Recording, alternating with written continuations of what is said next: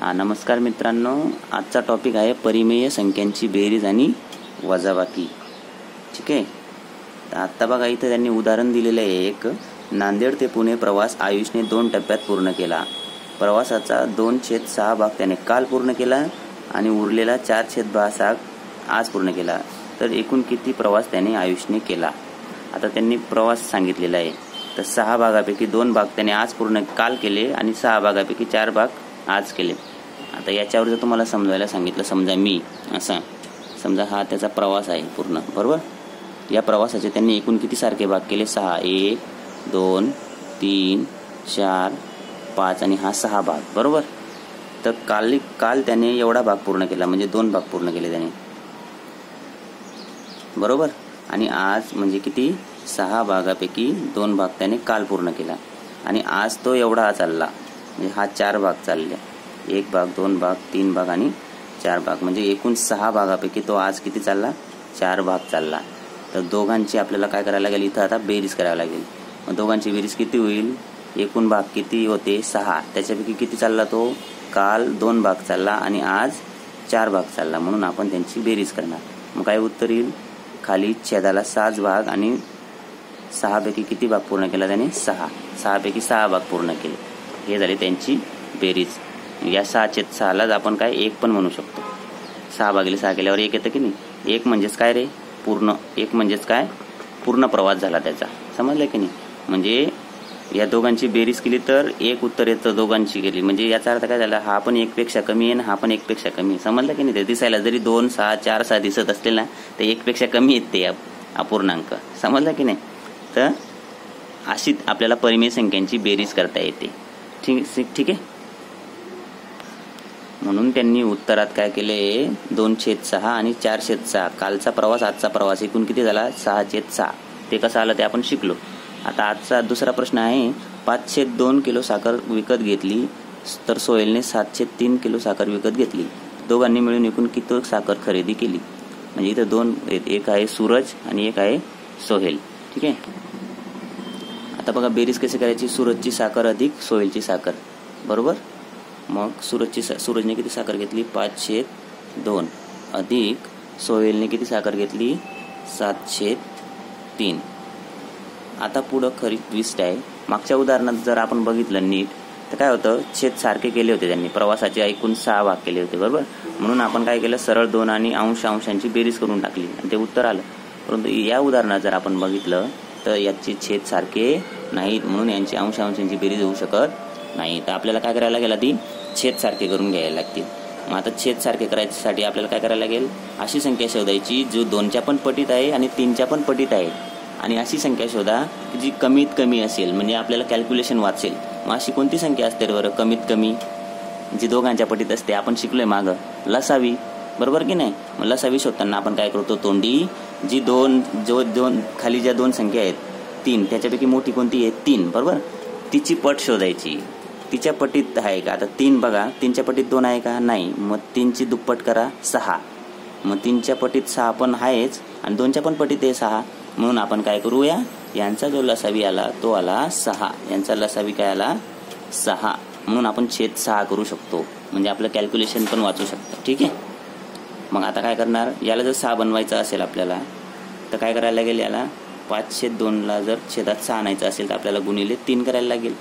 मग समच्छेद जर सममूल्य अपूर्णांक करायचे असतील तर आपल्याला जर आपण छेदाने 3ला गुणलं तर अंशाला सुद्धा 3ने गुणावं लागेल, म्हणजे त्यांची किंमत बदलणार नाही, बरोबर. म्हणजे याचा छेद सारखा झाला. आता 7/3 होता, बरोबर. 5/2ला आपण छेद 6 करून घेतला. आता याला पण 6 बनवायचं असेल तर गुणिले 2 करायला लागेल. मग छेदाला केलं तर अंशाला पण करायचं. का? कारण की ते सममूल्य राहावे म्हणून सारख्या किमतीचे. ठीक आहे. मग आता जर काय होईल मग सांगा? 5×15 छेद झाला 6 अधिक 7×2 14 छेद झाला 6, बरोबर की नाही. आता छेद सारखे झाले की नाही. मग आपण आता छेद सारखे जसेच्या तसे ठेवू शकतो 6 भागापैकी, बरोबर की नाही. आणि मग 15 आणि 14ची आपण काय करणार? अंशांची बेरीज करून घेणार. आणि मग काय उत्तर येईल? छेद 6 आणि 15 आणि 14 किती झाले? 29/6. ठीक आहे. इथं पण तुम्ही उदाहरण उत्तर काय आलं? 29/6. समजलं. आता आपण तिसरं उदाहरण बघू. सागरने 16/7 ग्रॅम सोने खरेदी केले तर संगीताने 12/5 ग्रॅम सोने खरेदी केले तर संगीताने सागरपेक्षा किती ग्रॅम जास्त सोने खरेदी केले. आता बघा इथं जर तुम्ही नीट बघितलं सागरपेक्षा किती ग्रॅम जास्त सोने खरेदी केले. आता इथं बेरीज न करता आपल्याला वजाबाकी करावी लागेल. एखादा प्रश्न असा आला जिथं फरक शोधायचा असेल किंवा याच्यापेक्षा कितीने जास्त काढायचं असेल तर अशा वेळेस आपण बेरीज न करता काय करणार, त्यांचा फरक काढणार म्हणजे वजाबाकी करणार. ठीक आहे. आता बघा आपण इथं लिहून घेऊया सागरने किती सोनं खरेदी केलं 16/7 आणि संगीताचं सोनं किती 12/5 बरोबर. आणि त्यांनी प्रश्न काय विचारलेला आहे की सागरपेक्षा किती ग्रॅम जास्त सोने खरेदी केले संगीताने. म्हणजे तुम्हाला इथं जरी छेद वेगवेगळे तुम्हाला ओळखता येत नसेल मोठा कोण आहे, कारण की आपण वजाबाकी करताना मोठ्यातून लहान संख्या वजा करतो. इथं छेद तर वेगवेगळे आहेत म्हणून तुम्हाला मग छोटा मोठा शोधायला अडचण येऊ शकते. पण प्रश्नातच त्यांनी काय दिलेलं आहे, संगीताने सागरपेक्षा किती ग्रॅम जास्त सोने दिले म्हणजे संगीताने जास्त खरेदी केलेलं आहे बरोबर की नाही. म्हणजे ही परिमेय संख्या मोठी आहे. मग याच्यातून आपण हे वजा करू. समजलं. आता दोघातील जर फरक काढायचा असेल तर आपण काय करणार, संगीताच्या सोन्यातून सागरचे सोने वजा करू. का, कारण की संगीताने सोने जास्त खरेदी केलेलं आहे. मग आता संगीताचं सोनं किती आहे 12/5 वजा सागरचं सोनं 16/7. ठीक आहे. हां मग आता सांगा, आता वजाबाकी आपण काय करणार, छेद सारखा नाही आहे. छेद सारखा जर राहिला असता तर आपण अंशांची वजाबाकी केली असती, पण इथं छेद सारखा नाही म्हणून यांचं काय करावं लागेल, छेद सारखा करायचा. तर छेद सारखा करायलासाठी काय करावं लागेल, यांचा LCM म्हणजे लसावी शोधायला लागेल. तर लसावी कसा शोधायचा, तोंडी मोठी कोण आहे 7च्या पटीतली संख्या शोधायची. 7 5च्या पटीत आहे का, नाही.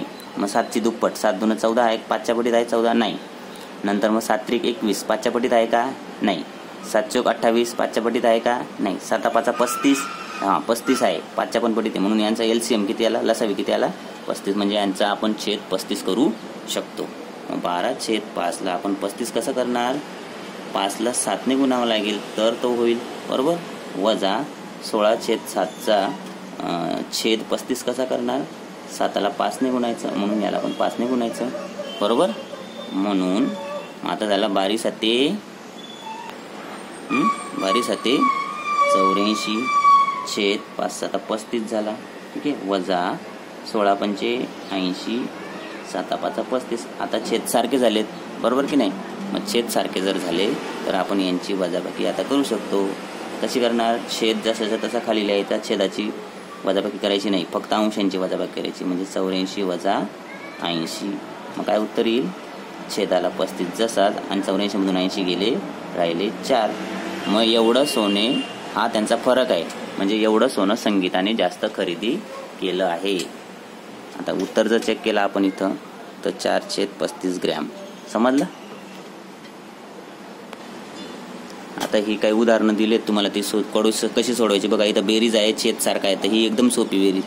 छेद जसाचा तसा लिहून घ्यायचा आणि अंशांची काय करायची बेरीज. आता कोणाकोणाची ऋण 3ची अधिक हा धन3ची बेरीज करायची बरोबर की नाही. मग ऋण3 आणि धन3ची बेरीज काय येईल बरं, सांगा बरं मला.